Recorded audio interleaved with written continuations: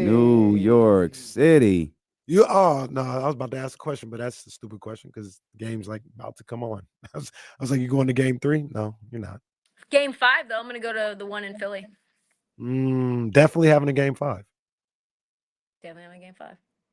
I think so. I think both division series go five in the NL.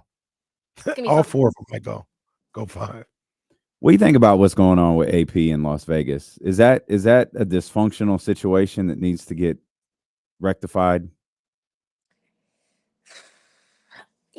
Kind of. I don't understand why we've gotten to this situation. Like, how do you have players that are willing to put themselves out on the trade block if you don't get hired, like Max Crosby?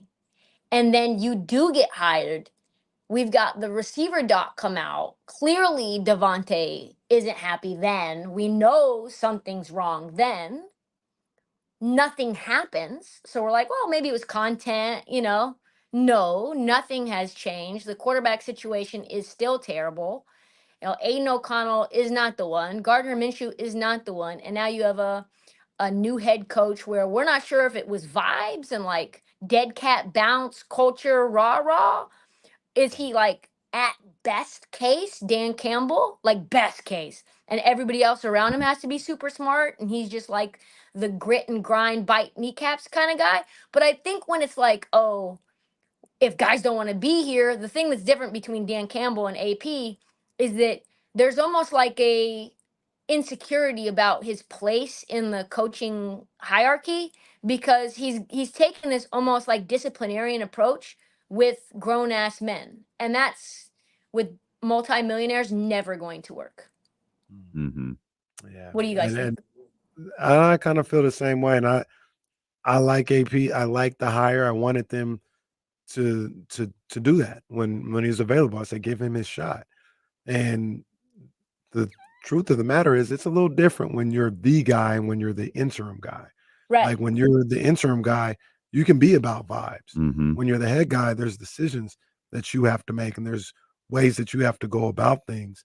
And I don't think AP's handled it the best, man. Obviously, I kind of laid out some of the things just a second ago, but the whole I saw guys making business decisions. I'm going to have to make some business decisions. I don't think that sat well in the locker room, even Mm-hmm. if he was right. Like I understand it, but saying that at the podium You like say that that, privately. yeah, like that didn't sit well. And then they had the players only meeting, and those guys were like, "Yeah, it got a little personal in there," and it was contentious, but I don't think that's that well. And then Devontae, and this is kind of the way the Devontae thing's been handled, with the Instagram likes and and him not really addressing it publicly or what. It just seems like you said it perfectly, Dame. He's struggling to find his footing right now, and it's getting worse, it feels like. Yeah, I don't know how to. I don't. We again compounding mistake by making another mistake. Like they just keep making mistake on top of mistake, and I don't think firing Antonio Pierce like halfway through the year is the way to go. I think their biggest issue is they lack talent, specifically on the offensive end. They don't have a quarterback. They don't have a backup quarterback. They don't have quarterback options. That's their fault. They don't have a run game. That's their fault. And they have Devontae Adams, and they wonder why he's upset. Now, maybe Devontae Adams is just a guy who's not happy. Maybe he's not going to be happy till he gets to Aaron Rodgers. Maybe he's not going to be happy till he gets to Derek Carr. And maybe it's what Jason Jones always tells us is you're not going to recover from Josh McDaniels in a year. They butchered this team up, and it's going to take time to fix it. And it's not even Josh McDaniels that you're recovering from. It's John Gruden and Mike Mayock that you're recovering from, which was an absolute disaster. And then you bring in Josh McDaniels. What we have is institutional malfeasance and a rotting culture. And then you get a little bit of a rah rah spark plug, and you think it's love and you think it's real. And everything that we know about his background, AP's background, is that he's not ready for this. Mm-hmm. He just was put in the right place at the right time, and guys rallied around him because they were so used to toxic that his version of toxic, because I think what's happening is clearly like That's a toxic thing. Like, I'm business decision this, business decision that. Like, there's something there. Anyway, in the moment, whatever version of that he had was so much better than Josh McDaniels and John Gruden and Mike Mayock that it felt like a breath of fresh air. But then you realize, oh, this is still not it. And on top of that, our roster can't support even for a good coach. We don't have a good O line. We don't have a good run game. We have Max Crosby in an okay defense. We don't have a quarterback. Like, you're never, and we're in a tough division where we have to face the Chiefs now and Harbaugh twice a year. And I was hearing you say what you're saying, and I was going to ask the question before you said that, but it's almost clear right now, and it's still early. It's still 5-6 weeks into the season. But I was going to ask you guys, should they have even hired him in the first place? Probably not. Yeah. Probably not. Like they're but at the same time, they're just in a bad position all around. I think they were fooled by what happened at the end of the year. Yes. You know what? Also, you go back even more, dealing with the sins of before. Right. They had the same That's situation right. before and That's let right. the guy walk. That's right. That's what I and mean. got Josh McDaniels. Yep. And now they're like, well, we can't fool me twice. They're gonna Yeah. make the same mistake again. Yeah. And yeah, they should have been looking at them as separate situations. And like, don't forget that Jim Harbaugh was interested in that coaching job. It wasn't just LA or nothing for him. That was an evaluation for him as well. I'm not going to say that he would have turned that franchise around overnight, but you see that the Chargers had a lot of issues with their roster and they made changes quickly. Now you got J.K. Dobbins looking really, really good. You get the Gus Bus, right? You have guys, you bring them over from Baltimore. Who knows what this team looks like and what roster decisions were made. Also, on top of that, I honestly, like, you see the way that the Chargers let Keenan Allen go. Like, maybe Devontae gets traded for a haul last offseason if Harbaugh is the head coach. I just don't think that allowing Max Crosby and his words to be the reason that you make that decision, because that's what it felt like, right? It felt like he was kind of putting the screws on a little bit. Like, listen, I know I'm the guy on the defense. Mhm. I'm one of the best pass rushers in the league. So if he goes, I go. And it's like, yeah, we'll see how you feel when we bring in Harbaugh. Like, are you still going to be singing that tune? Because you're under contract, my guy, and we have to do what's best for us. You have any thoughts on Stephon Diggs before we get to the NBA? No, it's fine. I was just wondering. It's fine. We'll keep it moving. I really fast. We'll do this in a roundabout way that won't get us fined. I interviewed Stephon Diggs 4 times, maybe. I'm sorry.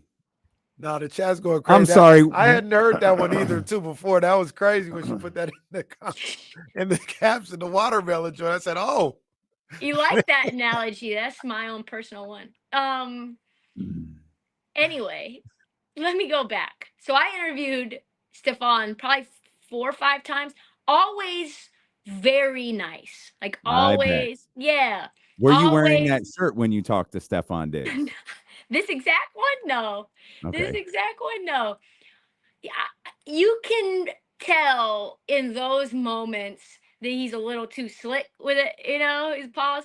He's a little bit too I'm gonna wear my hair in a way that, like, shows you that I'm okay, like, just being me. And he's like, oh yeah, you have really pretty eyes and blah blah blah. Where'd you get this bracelet? Like, oh, I'm not dating anybody now. And that was right around the time that the Minnesota Vikings put out that locker room video, which I posted on Instagram in the Stephon Diggs news piece. I guess you could call it the news piece about him and Cardi B.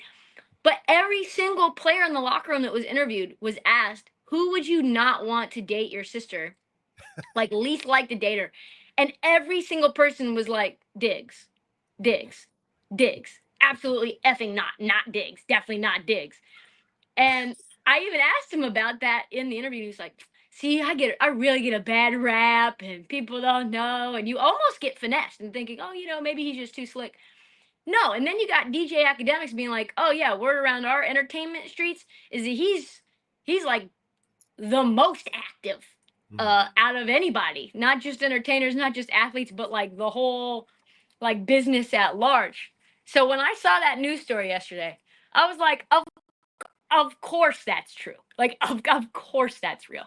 So we talked about this a little bit on the other show, and I didn't like that Act did that. I'm choosing. We will talk about this. We on the will other talk show. about that.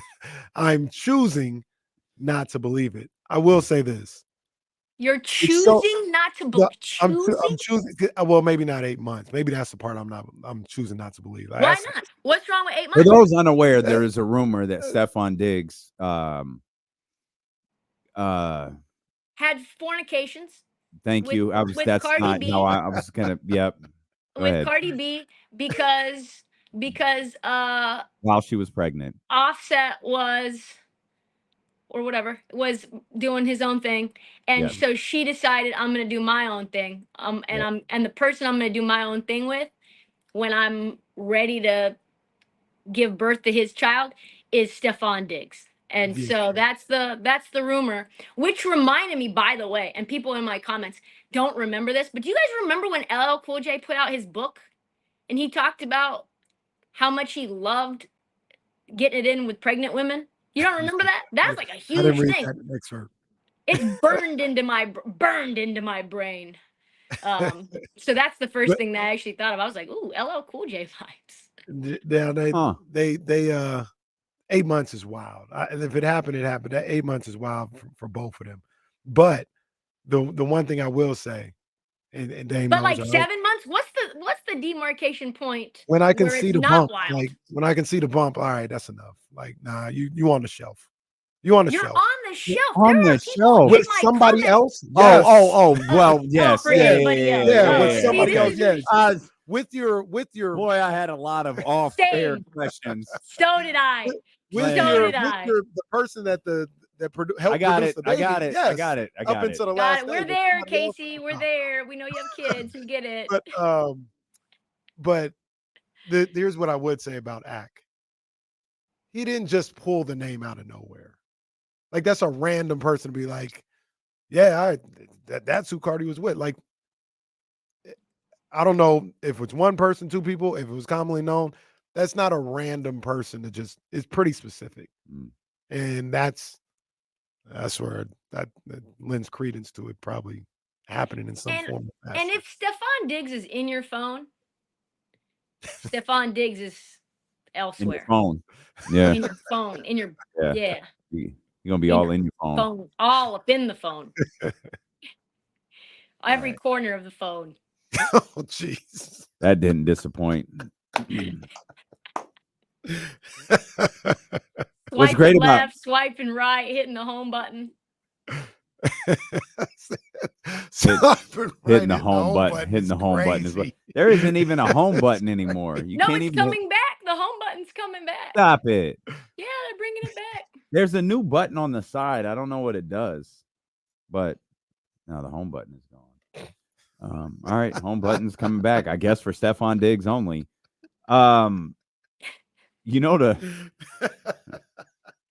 You guys make me so much. I just want to say really fast before we transition, and I know this is your show and you're running it and driving it, but like you guys really do bring out the best in me. Like you guys really set us up to cruise. So if I ever have anything, are you having a bad day? No, I've been having a phenomenal day. Oh, okay. Like the best day. Okay, good. You looked cranky when this started, and then you said that, so now I don't know if something was wrong. No, everything's good. No, I really do think you guys are just so great. I've had this awesome time with you guys. So is that why you called me a brand hoe over the weekend? That did happen. She did do it privately. How many logos does he need to show us? You know, like. Well, that was the whole point of the video. It was that I had all of these brands on, and my partner for the weekend was wearing Amazon Basics, which is a brand, I guess. Yin and yang. Yin and yang. That was the idea. Off and white.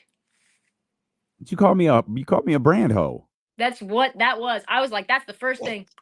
He won't take this any kind of way other than he knows that he's hoeing out there for these brands.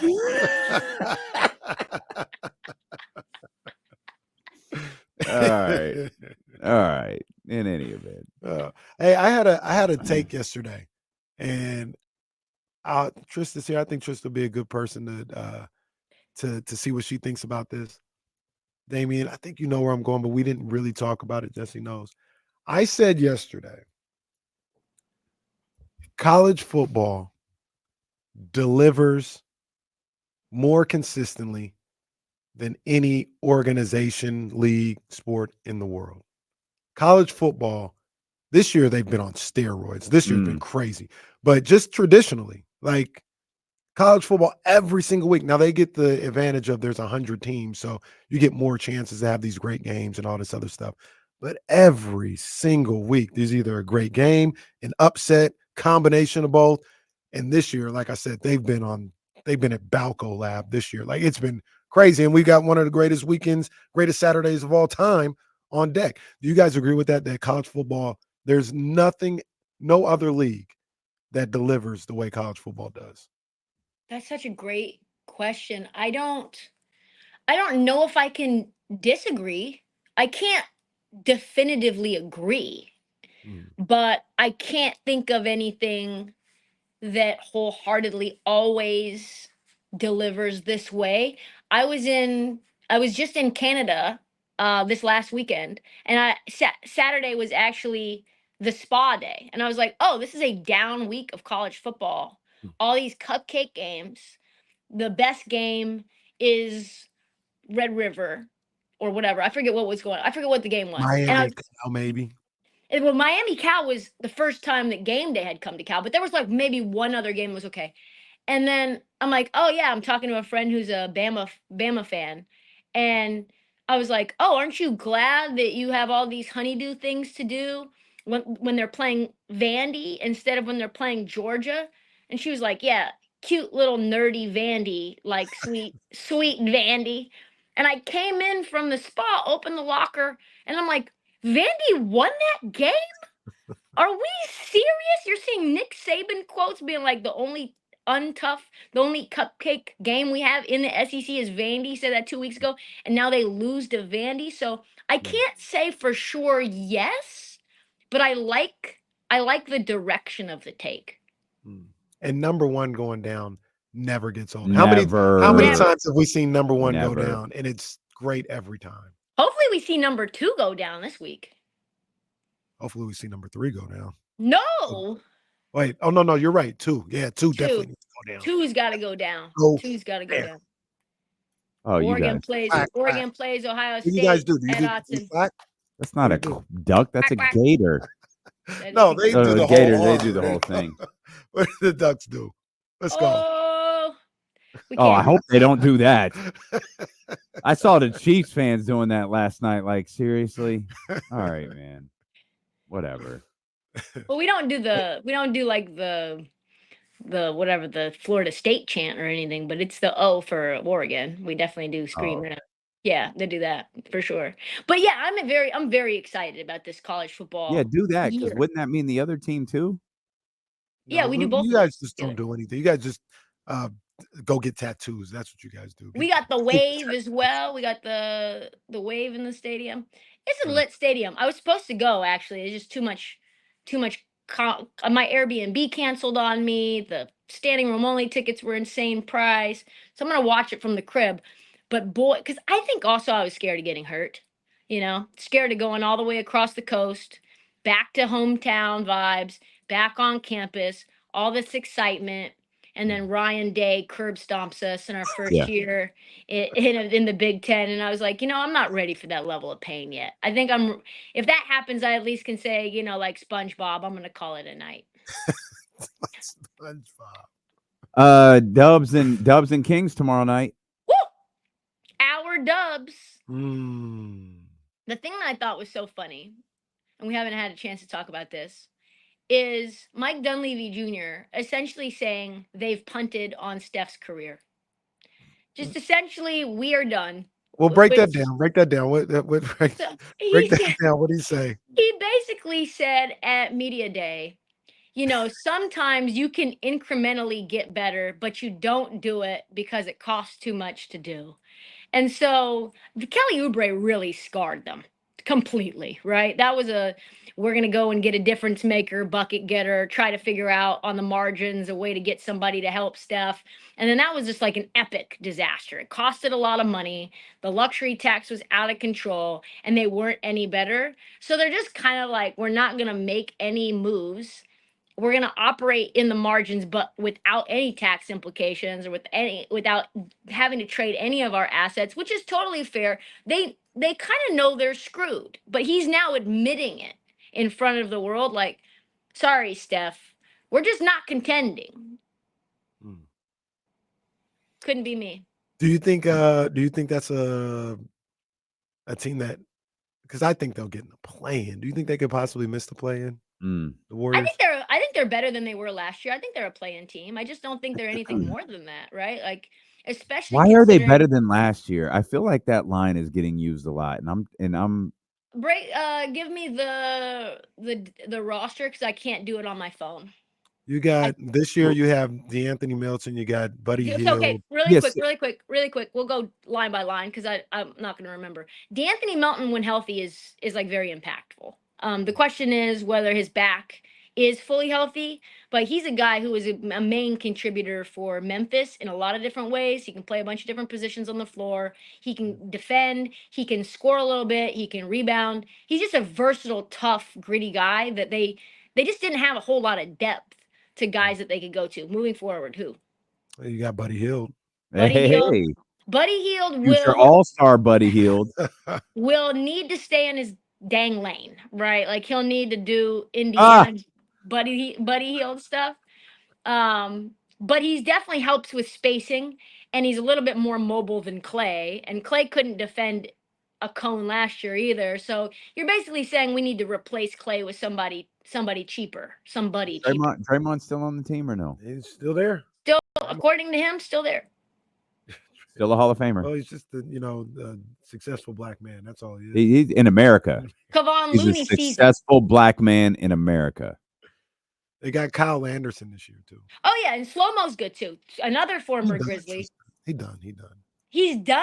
He's done. He's completely done. He can't get you. He can't. They were trying to win a championship, and he couldn't even play. That's how deep Minnesota was. He could get you 15 minutes a night. He's better than like when they had I forget that dude's name that was like anyway, they had some randoms that they were giving minutes to last year. Was Lamb last year or was that the year before? What was the guy Lamb? Oh yeah. No. Our Lamb? No, not our Lamb. No. There was another Lamb that I couldn't remember his name. But they had some little foreign dudes running around like Facundo Campazzo kind of vibes.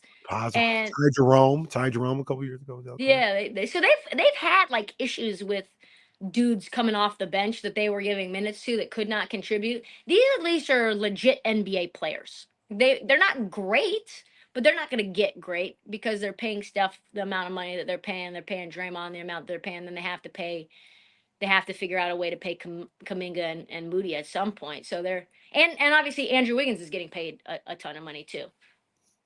Well, let's get to what's really important, and that's the Kings. That's right. Of course. Kings 74 wins, 75.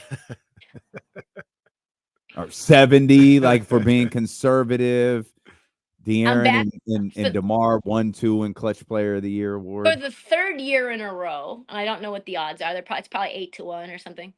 For the third year in a row, Kings to win the division.